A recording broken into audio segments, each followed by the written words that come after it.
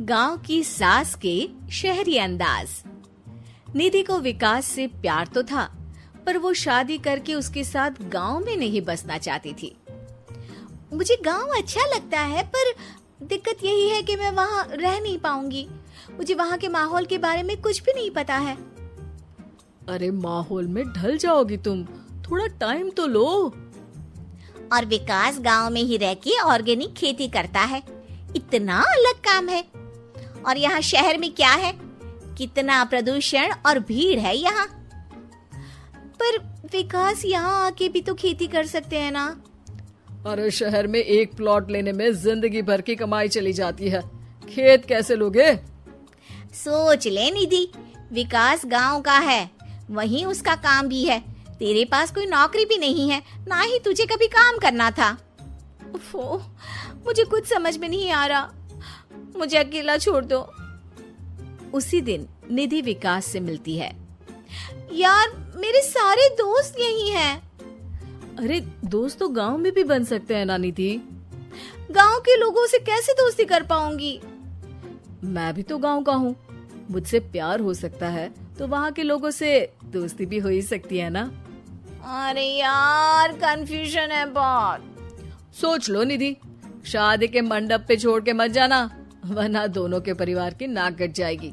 अभी बोल दो, पत्रिका नहीं छपाते हैं। निधि के पास तो कोई चारा नहीं बचा। वो विकास से इतना प्यार करती है कि उसे छोड़ भी नहीं सकती।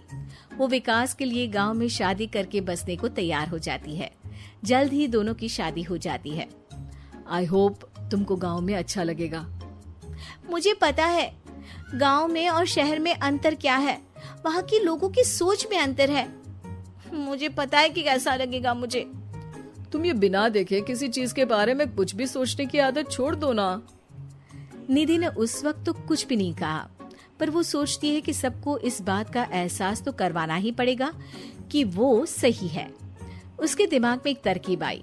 उसने सोचा कि गांव के लोगों के लिए वो ऐसा काम करेगी कि आगे से उसे कोई किसी काम का बोलेगा ही नहीं। शादी के एक दिन बाद निधि की सास ने फरमाइश की। निधि बेटा, अपने हाथ से कुछ खाने का बना दे। बिल्कुल सासू माँ, थोड़ा सा रुकिए, अभी बनाती हूँ। ये सही मौका था निधि के पास ये बताने का कि गांव के लोगों और उसके रहन सहन में कितना अंतर है। रोटी सब्जी दलिया भाजी खाने वालों के लिए पिज्जा बना देती हूँ, तब इनको समझ में आएगा। न खा पाएंगी, न कभी कुछ बनाने की बात कहेंगे। थोड़ी देर में निधि सास के लिए पिज्जा बनाकर ले आती है। ये लीजिए माँ जी, आपके लिए मैंने ये बनाया है। इसे हम शहर में पिज्जा कहते हैं, है ना बेटा? है? आपको कैसे पता कि इसे पिज्जा कहते हैं? अरे पिज्जा को पिज्जा नहीं बोलेंगे तो क्या फ्रेंच फ्राइज कहेंगे? गांव की सास से ये सारी बातें सुन के बहू चौंक जाती है, लेकिन सास एक और ऐसी बात कहती है कि बहू जिसकी उम्मीद ही नहीं कर रही होती है। बहू, इस पिज्जा के ऊपर ओरेगानो मिला दे और थोड़ा चिली फ्लेक्स, मजा आ जाएगा। माँ जी, गांव में रह के भी आपको ये सब कैसे पता है? अरे यूट्यूब, टीवी सब खबर रखते हैं हम भी। इंटरनेट है जहाँ, जानकारी है वहाँ। अरे वाह माँ जी। अरे अभी वहाँ मत बोल, अब जब मैं पिज्जा का फोटो लेके फेसबुक पर डालूंगी ना, तो वहाँ कमेंट में जाकर वहाँ बोलना, ठीक है?